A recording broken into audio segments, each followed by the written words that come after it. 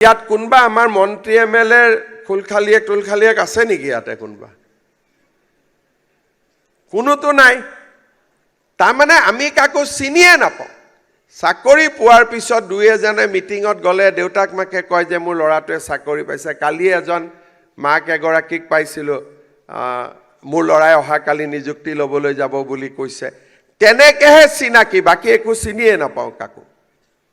কেতিয়াবা মনত বেয়াও লাগে যে সমষ্টিৰ এটা ল'ৰাকো চাকৰি দিব পৰা নাই, আমাৰ লগত লাগি থকা ল'ৰাবিলাককো দিব পৰা নাই। সব মন্ত্ৰী এমএলএৰ মাজে মাজে টেনশ্যনো থাকে।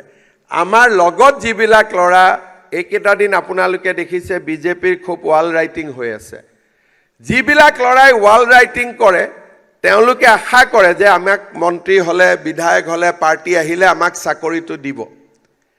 কিন্তু আমি তেওঁলোককো চাকৰি দিয়া নাই, কাৰণ আমি অসমৰ কাৰণে ভাল চিন্তা কৰিছোঁ। আমি সদায় কওঁ, আমি বিজেপি দলত আমাৰ এটাই শ্লোগান, ৰাষ্ট্ৰ বা সমাজ প্ৰথম, পাৰ্টি দ্বিতীয় আৰু ব্যক্তি তৃতীয়।